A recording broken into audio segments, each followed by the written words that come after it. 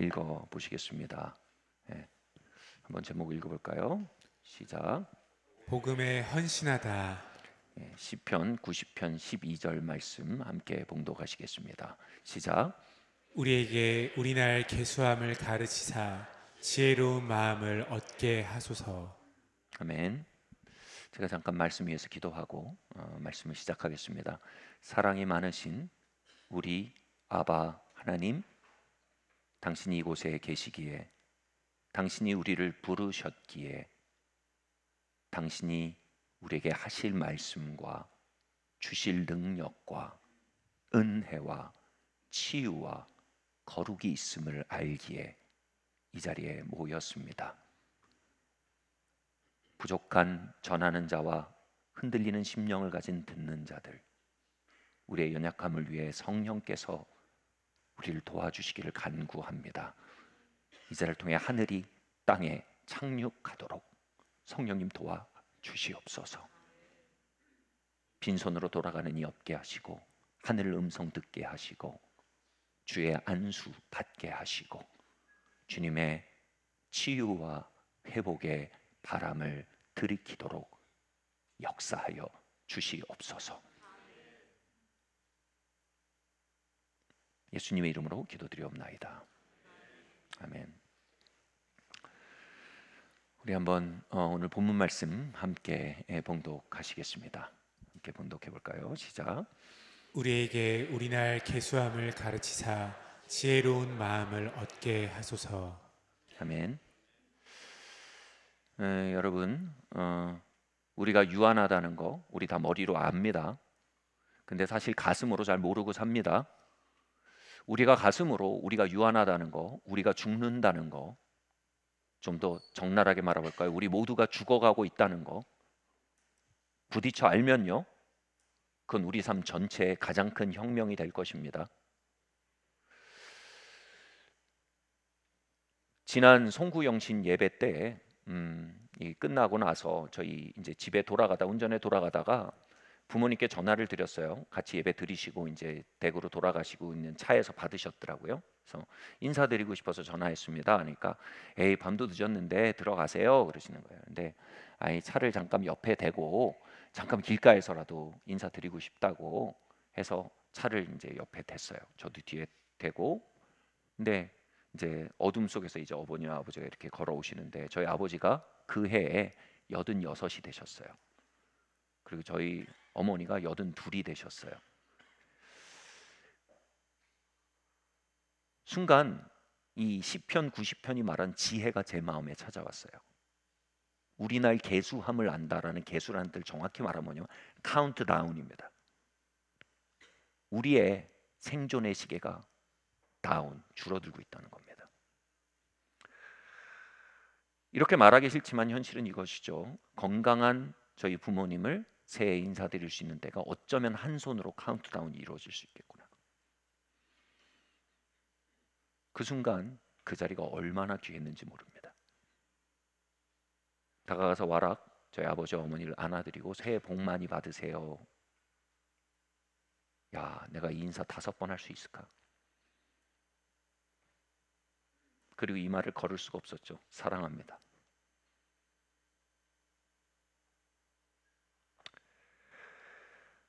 여러분, 이건 한순간의 감상이 아닙니다. 각성입니다. 여러분, 우린 깨어나야 합니다. 우린 유한한 시간을 살고 있습니다. 이 각성이 담긴 한 글을 만났습니다. 시편 90편이 간구한 지혜가 담긴 글이기에 여러분과 나누고 싶습니다. 글의 주제는 이런 겁니다. 80이 된 사람이 어느 날 38의 몸으로 단 하루를 살게 된 그 일을 가상으로 쓴 글입니다. 나는 80살이다. 그런데 어떻게 된 일인지 단 하루 동안 38살의 몸으로 깨어났다. 아침에 작은 손들이 이불을 잡아당긴다. 나는 천천히 몸을 일으킨다. 내 아이들이다. 다시 어린 모습이다. 숨이 멎는다. 눈물이 난다. 차에 오른다. 아이들이 안전벨트를 놓고 다툰다. 누군가는 과자를 떨어뜨린다. 부스러기가 사방에 날린다. 이전에는 이런 순간이 짜증났었다. 하지만 오늘은 다르다. 이 소음을, 이 혼란을 나는 안다. 언젠가 이 차는 조용해지고 깨끗해질 것이라는 것을. 하지만 그때가 오면 이 지저분함이 너무나 그리울 것이다. 이 엉망진창이 그리울 것이다. 잠들기 전 전화를 받는다. 엄마다. 엄마, 엄마, 엄마. 이 목소리를 몇십 년간 듣지 못했다. 나는 눈을 감고 엄마의 목소리를 들으며 젖어든다. 그리고 말한다. 사랑해, 엄마. 잠자리에서 동화책을 읽어준다. 오늘은 페이지를 건너뛰지 않는다. 한 글자, 한 문장 전부 읽어 내려간다. 그리고 묻는다. 한 권 더 읽어줄까? 아이들은 말한다. 나는 이 밤이 끝나지 않기를 바란다. 이것이 기쁨이었다. 이것이 사랑이었다. 작은 손, 시끌벅적한 저녁 식탁, 통증 하나 없는 젊은 몸, 아직 곁에 있는 부모님. 이 모든 것이 우리가 생각했던 것보다 훨씬 더 소중한 것들이었다. 이 글을 읽어 내려다가다가 안방에 들어갔습니다. 아내가 무언가 분주히 준비하고 있었습니다. 저는 아내를 멈춰 세우고 아내를 바라봤습니다. 아내가 저에게 웃어주었습니다. 그 순간 아내를 끌어안았습니다. 제 마음속에 카운트다운이 시작되었습니다. 내가 몇 번 끌어안을 수 있을까?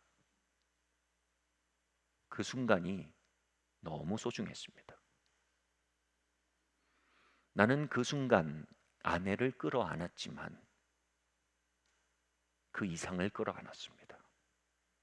아내를 끌어안을 수 있는 그 순간, 그 모먼트, 그 프레젠트를 끌어안은 것입니다. 영어로 프레젠트, 오늘, 지금이라는 단어는요, 임재, 하나님의 임재의 presence라는 말과 같은 어원을 가지고 있습니다. 그렇게 카운트다운의 지혜 속에 아내를 끌어안고 있는데, 프레젠트를 소중히 끌어안고 있는데, 난데없이 예수님의 프레젠스가 우리를 끌어안고 있음을 경험했습니다. 시편 23편 6절 기자는 얘기합니다. 나의 평생의 선하심과 인자하심이 정녕 나를 따르리니 내가 여호와의 집에 영원히 거하리로다. 우리가 프레젠트, 우리에게 주어진 그 순간을 카운트다운의 지혜 안에 끌어안을 때 우리는 어렵지 않게 그 프레젠트에 예수님의 프레젠스가 매복해 있었음을 발견하게 됩니다. 주의 인자와 진실함이 정녕 나를 따르리니라는 말에 따르리니가 원어로 보면 매복하여 추적하다입니다. 하나님의 임재는 여러분의 일상 속에 매복하여 여러분을 추적하고 있습니다. 저는 다윗의 시편을 읽으며 다윗에겐 참 좋은 일이 많았나 보다, 매일매일 행운이 따랐나 보다라고 생각했습니다. 그러나 다윗은 매일매일 프레젠트를 끌어안으며 살았던 것입니다. 시편에 지혜가 그의 마음에, 카운트다운의 음성이 그의 마음에 각성을 준 것입니다. 그때마다 그는 번번이 자신의 일상 속에 매복해 계신 주님을, 그 임재를 만나게 되었던 것입니다. 여호사밧 골짜기에서 역전의 일이 일어나는 순간 성경은 이렇게 기록합니다. 하나님이 감추어 두신 여호와의 군대가 그 골짜기에 풀어졌더라. 하나님은 우리의 삶에 매복하고 계십니다. 그분의 매복하심이 풀려 나올 때, 그분의 임재가 우리의 삶의 골짜기, 눈물의 골짜기, 압박의 골짜기에 풀려 나올 때 그곳에 역전이 일어납니다. 그 역전을 일으키는 키는 여기에 있습니다. 우리의 유한성이 일깨우는 각성, 그로 말미암아 우리가 우리의 오늘을 끌어안는 것입니다. 우리의 가족들을 끌어안는 것입니다. 우리의 순간을 끌어안는 것입니다. 우리의 찰나를 사무치게 소중히 여기는 것입니다. 그때 하나님의 매복이 하나님의 현현으로 우리의 삶에 나타나는 것을 성경은 증언하고 있습니다. 사랑하는 성도 여러분, 나타나신 하나님, 드러난 매복, 풀려나오는 임재, 그 놀라운 역전이 카운트다운의 지혜를 아는 심령에 있음을 깨달으실 예수 이름으로 축원합니다. 이처럼 유한성을 끌어안을 때 우리는 하나님의 임재를 끌어안는 축복을 누리게 됩니다. 두 번째로, 우리가 우리의 유한성을 가슴으로 끌어안을 때 우린 오늘 우리가 무엇을 해야 하는지, 오늘 어떤 선택을 해야 하는지 우리의 삶을 비추어 알게 됩니다. 프랑스의 한 수도원의 아침 인사가 이겁니다. 굿모닝 아니고요, 당신은 죽습니다. 이것을 기억하십시오. 유명한 말이죠. 메멘토 모리, 당신은 죽습니다. 이것을 기억하십시오입니다. 참 장엄한 아침 인사입니다. 그러나 기독교 영성의 뿌리는 이것입니다. 유한성을 아는 것입니다. 시간과 영혼의 질적 차이를 아는 것입니다. 우리가 한정지어져 있으며 우리의 삶의 끝이 있음을 알 때, 그리고 그 너머에 영원이 있음을 알 때 비로소 기독교 영성은 기지개를 피게 되는 것입니다. 흥미로운 것은요, 기독교 영성사의 대부분의 영성가들은요, 자신이 언제 죽을지를 어렴풋이 알고 있었다는 사실입니다. 제 꿈이기도 합니다. 사도 바울은 대표적으로 디모데에게 내가 갈 길을 다 마쳤고 면류관이, 생명의 면류관이 내 앞에 보인다. 다시 말해 내 다름질의 끝이 보인다. 다시 말해 내 이 땅에서의 여정의 끝이 다다랐다라고 편지합니다. 기도의 사람으로 유명했던 유엔 2대 사무총장이었던 닥 함마슐트는 항상 영적 일지 저널링을 했습니다. 그는 비교적 이른 나이에 출장을 가다 비행기 사고로 불의의 사망을 경험했습니다. 그러나 그 불의의 사고 앞에서 그의 영적 일지에는 그의 소멸과 종말을 예견하는 글로 이미 적혀 있었습니다. 나의 달려갈 길을 마치고 생명의 면류관이 내 앞에 있구나 라는 바울의 고백과 공명하는 자신의 종말에 대한, 최후에 대한, 유한함에 대한 발견이었습니다. 세상은 죽음을 들여다보려 하지 않습니다. 건물엔 4층이었고 444호가 없습니다. 마을에는 화장터가 들어오지 못합니다. 그러나 성경은, 성령님은, 믿음은, 기독교 영성은 우리에게 이 기본적인 진실을 낯설게 들이댑니다. 너는 죽는다. 그것을 기억하라.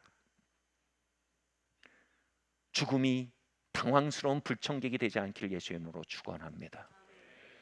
유한성이 매일 만나는 친구의 얼굴이 되기를 예수의 이름으로 축원합니다.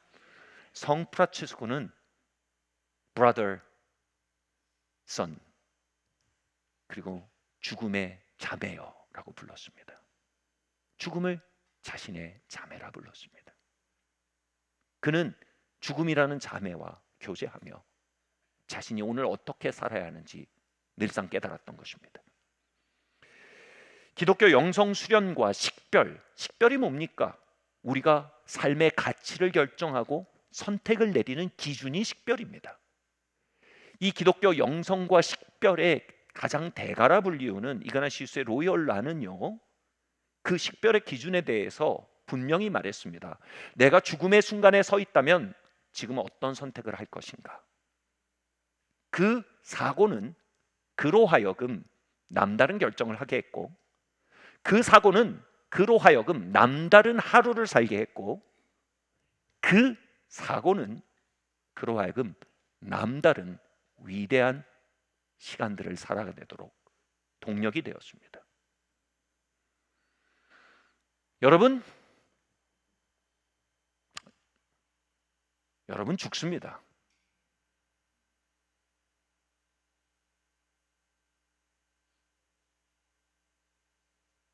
여러분, 저는 죽어가고 있습니다.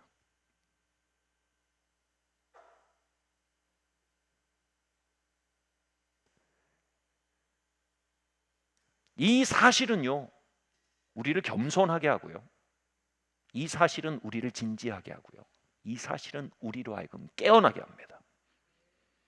어느 날 딸들과 함께 커피숍에 앉아서 대화를 하고 있었습니다. 한 아이가 이렇게 물었습니다. 가족들, 죽음이 30일 남았다는 걸 알면 뭐 할 거야? 그것에 대해 이렇게 딸아이가 대답했습니다. 한 아이가 대답했습니다. 나는 기도원에 들어가서 기도할 거야. 그러니 다른 아이가 이렇게 답했습니다. 그래, 내가 보기도 넌 벼락치기를 좀 해야 될 것 같아. 네가 어떻게 살았는지 네가 아는구나. 저는 저희 가족의 익숙한 가족 여행지에 함께 다녀올 거라고 했습니다. 그리고 나머지 시간에는 내가 하던 일을 열심히 할 거라고 대답했습니다.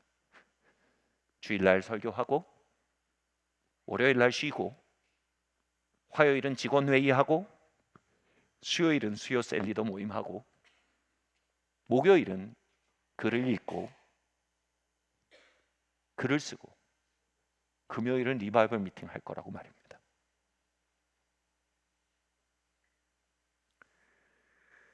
내가 죽는다는 사실을 대면하고 끌어안으면 우리의 삶에 내가 오늘 무엇을 해야 할지가 선명해집니다. 그 사실을 받아들이는 것은 우리의 일상에 랜턴을 켜는 것과 같습니다.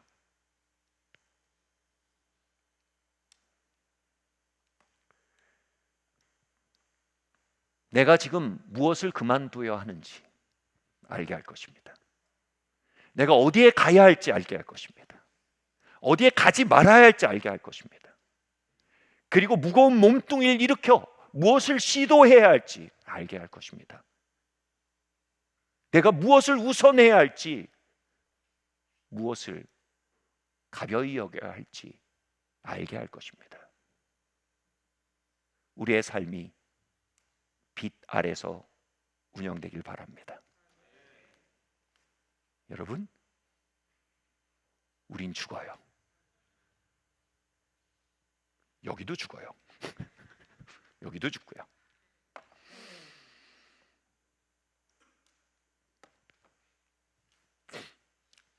세 번째로요, 여러분, 우리가 죽는다는 거, 유한하다는 거, 모든 것이 쓰러지고 있다는 것을 대면하면 여러분, 날아오를 수 있는 날개가 생깁니다.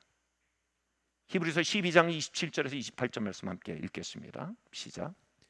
이 또한 한 번이라 하심은 진동하지 아니하는 것을 영존하게 하기 위하여 진동할 것들 곧 만드신 것들이 변동될 것을 나타내심이라. 그러므로 우리가 흔들리지 않는 나라를 받았은즉 은혜를 받자. 이로 말미암아 경건함과 두려움으로 하나님을 기쁘시게 섬길지니. 아멘. 이 구절을 잘 설명하는 책 제목이 있습니다. 영성가 리처드 로우가 쓴 베스트셀러입니다. Falling Upward라는 영어 제목입니다. 한국말로 위로 떨어지다. Falling, 추락합니다. 근데 upward, 위로 올라가는 겁니다. Falling, 넘어집니다. 근데 박살나는 게 아니라 넘어지는데 위로 넘어집니다. 우리의 뜻이 꺾이고 우리의 기대가 꺾이고 생각대로 되지 않는 것, 이게 falling입니다. 추락입니다. 그런데 그 추락의 시간이 우리로 하여금 위로 올라가게 하는 초청청이 된다는 것입니다.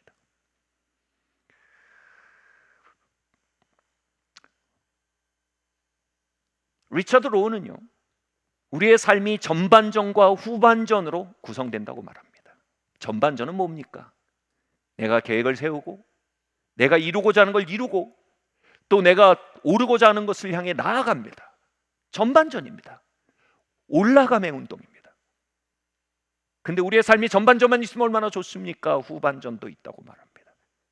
우리의 뜻이 꺾여지고 우리의 계획이 실패하고 우리의 욕구가 좌절됩니다. 특별히 이 후반전은요, 40대를 넘은 사람들에게 찾아온다고 합니다. 명퇴를 당하고요, 피부가 노화되고요, 무릎 연골이 닳아 가고 싶던 산에 가지 못하게 되고요, 사랑하는 사람들이 병들고 약해집니다. 마음먹은 것들이 쓰러지고 아끼던 것들이 무너집니다. 그러나 이 후반전이 40 넘은 사람에게만 찾아오는 것 아닙니다. 삶은 전반전과 후반전을 섞어서 우리에게 진행시킵니다.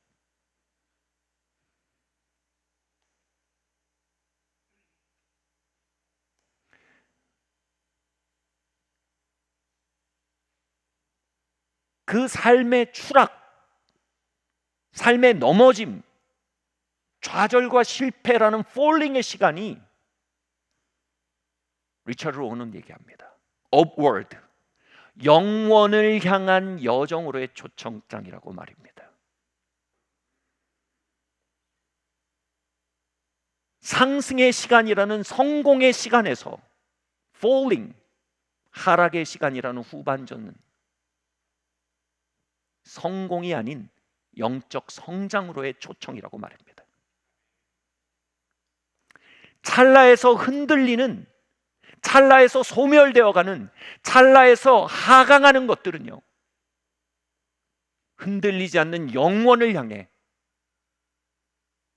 요동하지 않는 영성을 향해, 변하지 않는 참된 우리 자신을 향해 부르는 하나님의 섭리라고 말입니다.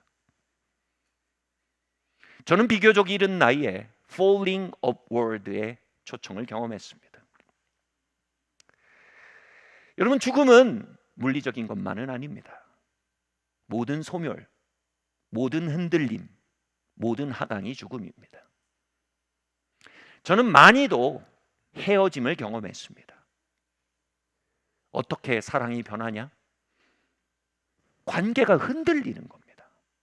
저는 고향 울산을 떠나 서울로 유학을 와야 했습니다. 부모님의 품을 떠나기도 했습니다. 그러며 계속될 줄 알았던 울타리가 흔들리고 무너짐을 알았습니다. 겨우 적응했던 서울 생활에 주님 만나고 영광스러운 일이었으나 신학교를 가고 나니 이전에 세상을 함께 즐기던 친구들을 떠나야 했습니다. 목회를 하면서도 수많은 사람들을, 계속될 줄 알았던 관계들을 떠나보내는 일들을 만납니다. falling의 시간입니다. 근데 그 falling은 파괴와 흑화를 위한 시간이 아니요, 그 falling은 upward, 영원을 향한 비상의 초청임을 저는 고백합니다. 젊은 시절 그 falling, 관계에 있어서의 죽음, 관계에 있어서의 흔들림을 경험하던 시간 속에 저는 왕가희 감독의 중경삼리라는 영화를 극장에서 보고 있었습니다. 이 영화는 이 금성무라는 아주 잘생긴 남자 주인공에 의해 진행이 됩니다. 근데 잘생겨도 별 수 없더군요. 애인이 떠납니다. 어떻게 사랑이 변하냐? 금성무는 애인이 돌아오길 기다리며 자신의 다음 생일을 유효기간으로 정합니다. 그리고 자신의 다음 생일이 유효기간인 통조림을 온 도시를 뒤져 사 모읍니다. 그때까지 돌아오지 않으면 사랑은 끝난 거다. 그리고 어김없이 혼자만의 생일을 보내고 유효기간이 지나버린 통조림을 밤새 먹어치웁니다. 그리고 배탈이 나가 죽어갑니다. 정직하고 신랄한 영화입니다. 모든 건 변하고 흔들리고 그것을 붙들었던 우리는 초라해집니다. 그걸 모르면 너무 어린 겁니다.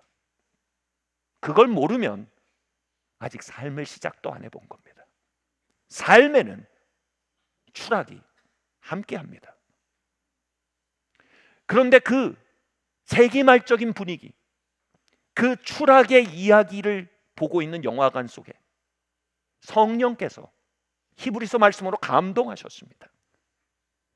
내가 흔들리는 모든 것을 흔들리도록 허락하노니 이것은 변동되지 아니할 것, 흔들지 않는 왕국을 붙들게 하려 합니다. 보이는 사람과의 사랑은, 보이는 사람과의 우정은 흔들리고 유한합니다.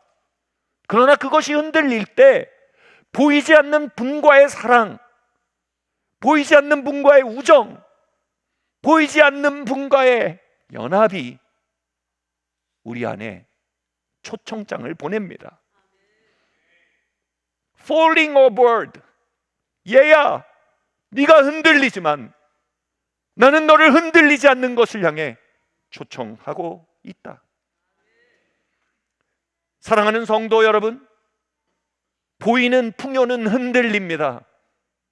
그때 우리는 보이지 않는 풍요를 향해, 흔들리지 않는 풍요를 향해 초청하고 계신 초청장을 끌어안아야 합니다. 사랑하는 성도 여러분, 보이는 안정과 보이는 위로는 흔들립니다. 그때 우리는 보이지 않는 위로와 안정으로 초청하시는 falling overboard의 초청장을 끌어안아야 합니다. 하나님은 삶 속에 흔들림을 허락하십니다. 삶이 전반전만 있기를 바라고 전반전만을 고집하는 것, 여러분, 그건 기독교 영성도 성경도 아닙니다. 그건 샤머니즘입니다. 그러나 하나님은 그 흔들림의 시간 속에 우리가 트라우마타이즈 되도록 의도하신 건 절대 아닙니다. 흔들림은 우리의 삶에 찾아오지만 그 안에서 우리가 어떠한 사람이 되어 가느냐는 우리의 선택입니다. 그 속에 흔들려지는 것에 강박하고 집착하고 흔들려지는 것에 마음을 계속해서 붙들며 저항할 때 우리는 falling upward의 기회 속에 트라우마라는 어둠을 가지게 됩니다. 그러나 그 속에 upward, 위로 부르시는 영원한 왕국을 찾게 하시는, 영원한 사랑을 만나게 하시는, 영원한 성공과 영원한 소망을, 영원한 친밀함을, 영원한 안정을 향한 부름을 주시는 그분을 향해 눈을 들어 올릴 때 우린 거기서 미뤄두었던 영적 여정을 떠나게 됩니다. 우린 그곳에서 진정한 우리 자신을 발견하게 됩니다. 우린 그곳에서 진정한 흔들리지 않는 성공을 발견하게 됩니다. 성공엔 두 가지 종류의 성공이 있습니다, 여러분. 그냥 역마처럼 왔다 가는 성공입니다. 들렀다 가는 겁니다. 나는 정거장이죠.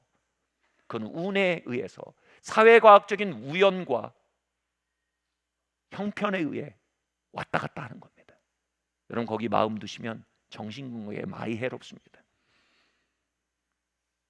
사행의 심리와 염려가 여러분 마음을 붙들게 되고요, 비굴해집니다.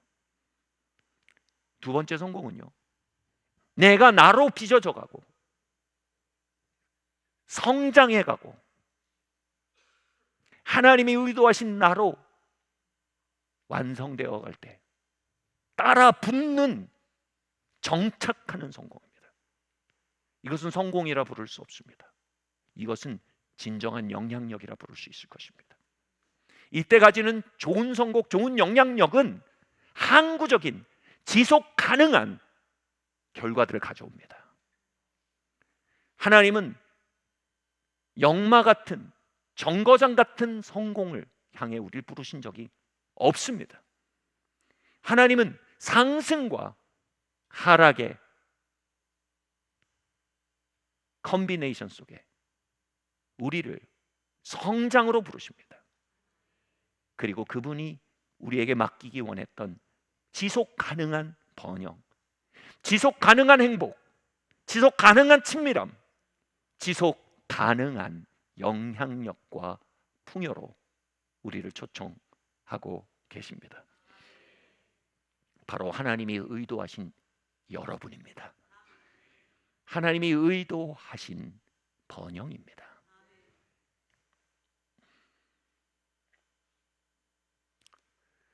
이처럼 우리가 유한하다는 것,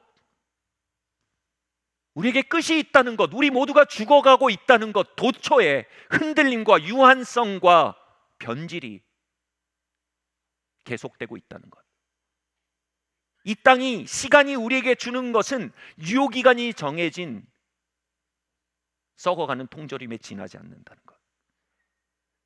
여러분, 이것을 대면하는 것은요, 엄청난 영감의 뿌리가 됩니다. 엄청난 지혜의 뿌리가 됩니다. 이곳에 많은 사물들이 있지만 가장 결정적인 사물이 있으니 바로 전구입니다. 전구가 없으면 이곳에 있는 모든 것들이 발견되지 않습니다. 그러나 전구가 작동하면 이곳에 있는 모든 것을 발견되게 합니다. 우리에게 많은 알미 있습니다. 우리에게 많은 정보가 있습니다. 많은 사건과 여정들이 있습니다. 그 속에 가장 결정적인 알미 있습니다.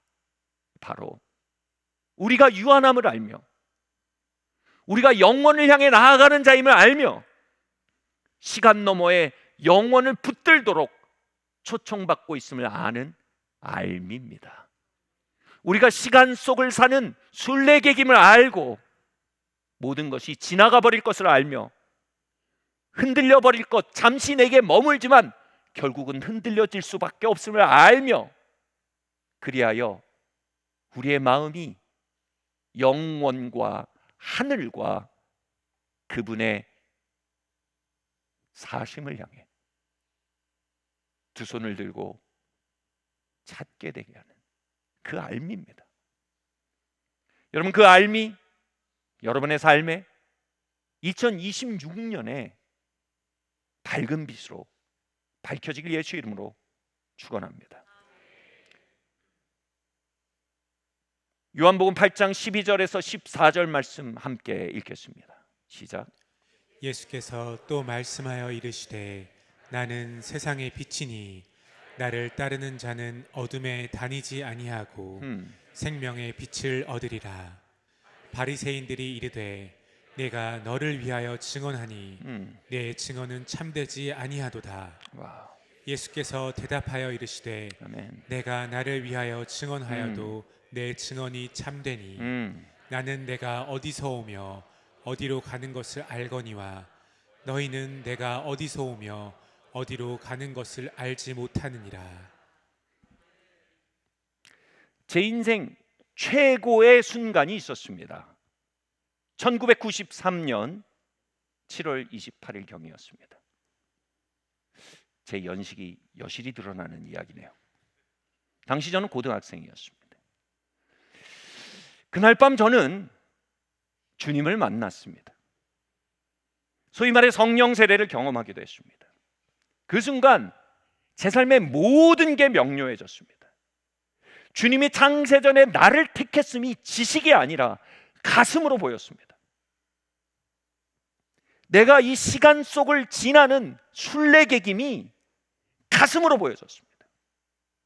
영원으로 보이던 시간이 찰나임을 가슴으로 보이게 되었으며 멀리 있는 피안으로 보이던 영원이 나의 본향일 뿐 아니라 시간을 여행하는 나의 진정한 동반자임을 가슴으로 보게 되었습니다. 그것은 신학이 아니었습니다. 그것은 감정이었습니다. 그것은 철학이 아니었습니다. 그것은 사고였습니다. 그것은 추측이 아니었습니다. 그것은 나를 둘러싸는 체험이었습니다. 그리고 내게 주어진 이 찰나의 순간들이 선물이며 그 선물 속에 주님이 매복하고 계심이 보였습니다. 주님을 만난 그날 밤 밤하늘을 올려다보며 저는 그 어느 때보다 충만했고 그 어느 때보다 자유로웠고 그 어느 때보다 명료했으며 그 어느 때보다 부요했습니다. 내가 어디로부터 어디로 와서 어디로 가는지, 무엇이 찰나이고 무엇이 영원인지, 내가 어떠한 길을 걷는지가 선명하게 비추어진 그날 밤, 저는 어느 철학자보다도 세상의 시기장과 끝을 알 수 있었고 어느 심리학자보다도 내가 누구인지 알 수 있었고 어느 윤리학자나 어느 진로 상담가보다도 내가 걸어야 할 길을 명료하게 볼 수 있었습니다.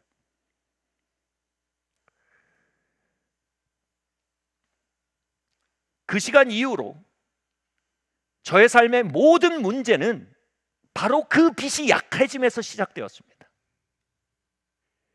그 시간 이후로 저의 삶의 모든 돌파는 바로 그 빛이 강해짐으로 찾아왔습니다. 예수님은 방금 읽은 요한복음에서 말씀하십니다. 나는 세상의 빛이다. 나를 따르는 자는 어둠에 다니지 않고 생명의 빛을 얻을 것이다. 그리고 그 빛이 뭐라고 합니까? 내가 어디서 와서 어디로 가는지 알며 그러기 때문에 내가 누구인지 알며 이 증언에 의해 나를 따르는 자들은 빛 가운데 걷게 될 것이다.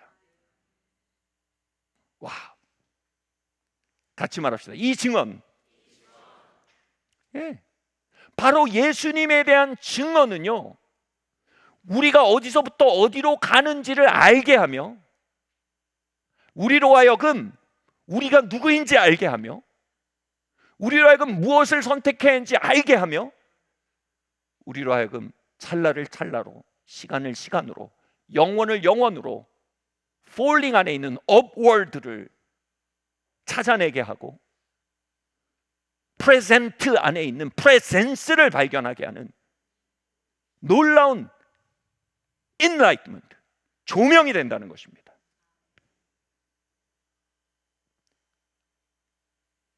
저의 1993년 7월 28일 밝혀진 그 영원과 찰나에 대한 빛이 저는 저의 삶의 새로운 챕터를 열었고 생각지도 않았던 신학교를 가게 되었습니다. 그런데 신학교에서 다시 어둠이 찾아왔습니다. 정리해보면 자유주의 신학의 혼란이었고 성공주의의 유혹이었습니다. 자유주의 신학을 길게 말할 수는 없지만 성경은 그냥 역사 문헌이고 영적 체험은 그냥 심리 현상이다라는 환원주의입니다. 다시 말해, 야, 네가 그렇게 생각했던 영혼과 뭐 이런 거 다 그 역사 문헌의 그 당시의 표현이다. 네가 했던 영적 체험 다 심리 현상이다. 자유주의의 어둠이 저를 덮기 시작했습니다. 거기에 또 합창을 하는 성공주의가 이렇게 말했습니다. 그러니 인생 별거 있냐? 잘 나가고 유명해지고 잘 먹고 잘 살고 잘 풀리는 거지, 이 생에서 잘 나가는 거다.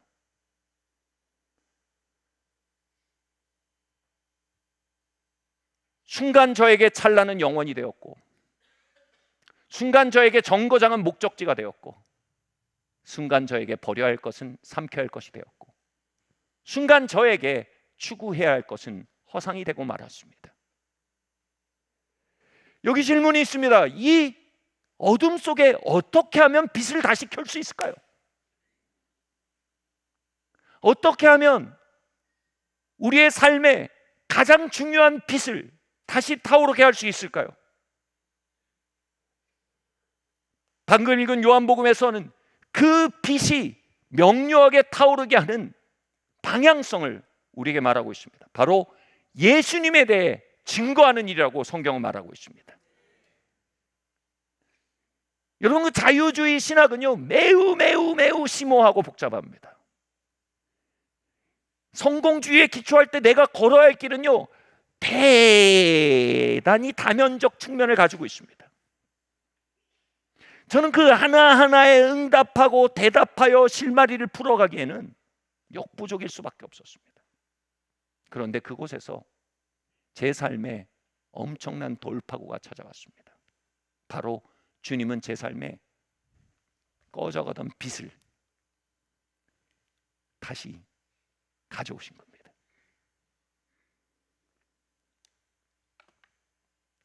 바로 예수 그리스도를 증거하는 일이었습니다. 당시 제가 속했던 대학부는요, 주말마다 서울역에 가서 전도를 했습니다. 그리고 방학이면 각국에 가서 선교를 했습니다. 주말마다 사역일 가지고 전도하고, 각국에 가서 전도할 때도 그 나라 말에다가 한국말로 토를 달아가지고, 아직도 기억해요. 야니빠니 마리오 빠르스키, 나는 러시아를 못합니다. 보후 리비바스, 하나님은 당신을 사랑하십니다. 와타시와 한국구 가라 기타 다이각세 데스. 나는 한국에 우선 대학생입니다. 가미사마와 뭐 이런, 하나님은 당신. 그렇게 너무 단순한 복음을, 너무 단순한 예수 그리스도에 대한 증거를 계속 말하게 됐어요. 요한복음 8장은 뭐라고 말합니까? 예수님에 대한 증언이, 예수님에 대한 증언이 세상의 빛이래요. 그렇게 머릿속에는 터질 듯이 자유주의 신학이 소리를 지르고, 가슴속에는 혼란스럽게 성공주의가 말을 거는데, 한 영혼을 붙들고 하나님이 당신을 예정하셨습니다. 예수님은 하나님의 아들이십니다. 자유주의가 야유합니다. 이런 단순 무식한, 예수님은 당신의 죄를 위해 죽으셨습니다. 성공주의가 야유합니다. So what? 그분의 죽으심은 당신의 죄사함의 죽음이며, 그분의 부활은 당신의 거듭남의 시작입니다. 예수 그리스도를 영접하십시오. 그러면 예수 그리스도는 당신 안에 들어오셔서 새로운 생명과 빛이 되십니다. 그 단순한 복음을 전하는데, 어떤 이들은 그 복음을 듣고 환영하고, 어떤 이들은 그 복음을 듣고 조롱했습니다. 그런데 진짜 효과는 그들의 반응에 있지 않았습니다. 진짜 효과는 그 일 속에 내 삶에 빛이 켜진다는 겁니다. 복음의 단순성을 말할수록 제 가슴은 찰나를 찰나로 보는 직관을, 영혼을 영혼으로 보는 직관을, 그리스도를 시간과 영혼의 주인으로 보는 경배를, 죄를 오물로 보는 혐오를, 보혈을 보석으로 보는 경외감을 회복하기 시작했습니다. 그 복음의 단순함을 말할 때 저희 심령에 꺼져가던 빛이 회복되는 것을 경험했습니다. 신학체계는 매우 복잡합니다. 우리가 성공이라고 생각하는 인생의 커리어의 여정들, 삶의 결정들은 매우 다면적입니다. 그런데 그것이 복잡하고 다면적일수록 빛이 있어야 됩니다. 빛이요? 간단합니다. 그러나 이 간단한 빛을 켜는 것과 끄는 것 사이에는 시면의 차이가 있음을 우린 발견해야 합니다. 그 시간들을 통해 하나님의 시간과 영원에 대하여, 삶과 죽음에 대하여, 찰나와 그 위에 있을 심판에 대하여, 제가 뒤로 해야 할 것과 바라볼 것에 대하여 10년 가운데 끊임없이 증거해 주셨습니다. 그 빛은 저의 신학적 여정을 비추는 빛이 되었고, 그 빛은 저의 삶의 진로를 비추는 빛이 되었습니다. 단언컨대 그 빛이 없이는 저는 자유주의 속에 침몰했을 것입니다. 저는 성공주의의 꼭두각시가 되어 지금도 춤을 출 것일지도 모릅니다. 그 빛은 나의 오늘을 있게 했고 나의 내일로 데려가는 단순하지만 가장 명료한 빛입니다.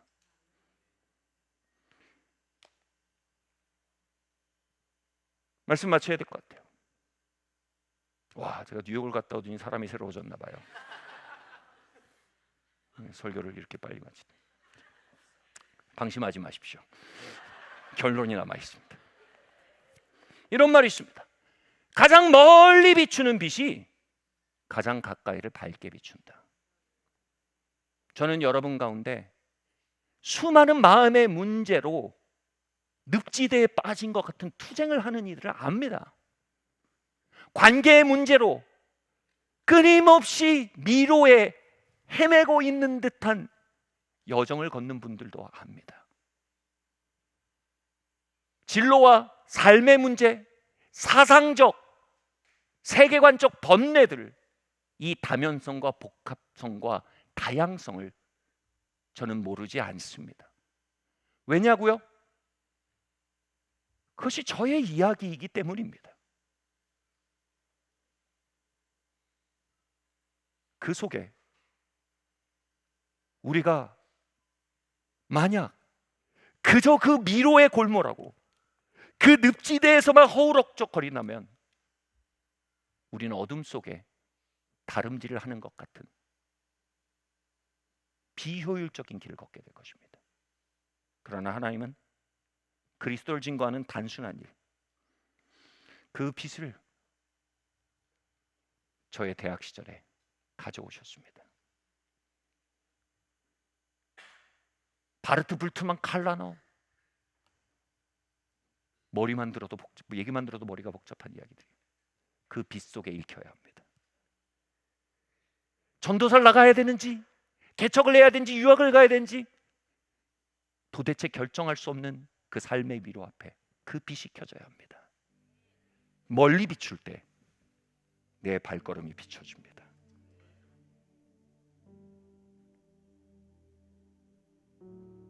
사랑하는 성도 여러분, 예수님 하나님의 아들이십니다. 그분은 우리의 죄를 위해 오셨습니다. 죽는 것은 모든 사람에게 정해진 이유, 그 위엔 심판이 있습니다. 그 이름 외에는 하나님의 구속과 용서의 은혜를 누릴 길이 없습니다. 그 피를 의지하는 자, 그 피에 우리를 위탁하는 자, 그들은 하나님의 호의를 입습니다. 그 보배로운 아들을 보내신 분이 그 아들을 보배롭게 받아들일 때 그분은 그들을 보배롭게 여기십니다. 그리고 이 단순하고 무식한 듯한 복음의 선포가, 이 단순하고 오래된 것 같은 랜턴이 오늘의 우리의 삶, 오늘의 우리의 미로, 오늘의 우리의 늪지대를 비추는 빛이 된다는 것을 우리는 보아야 합니다. Step out.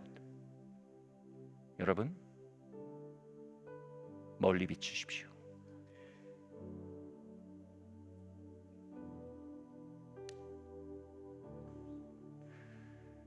당시 대학부 예배가 끝나면 서울역으로 막 가는데 저는 신학적 고뇌와 진로에 대한 고민 속에서 서울역 가서 사형리 있는 게 너무 기가 막혀서 도망가려고 그랬어요. 그럼 선배들이 여기를 딱 잡았어요. 영준아, 가자.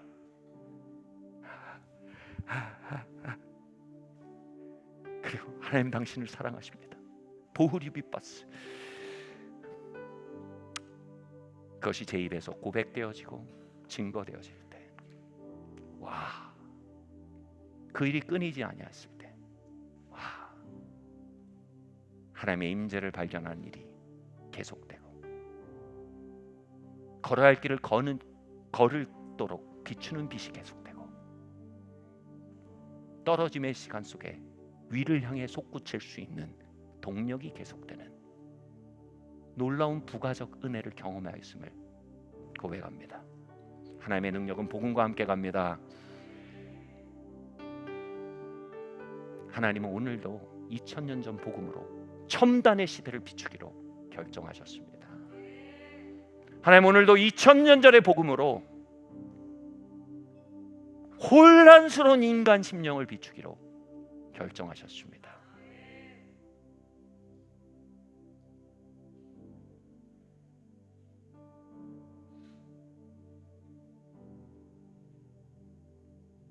시건에서 영혼을 향해 나가는 순례객들이여, 우리가 어디서 어디로 가며 누구인지를 알 때 많은 것은 단순해집니다. 그 충만과 자유와 단순함과 돌파가 함께하는 한 주 되시기를 예수 그리스도 이름으로 축원합니다. 자리에서 일어나시겠습니다.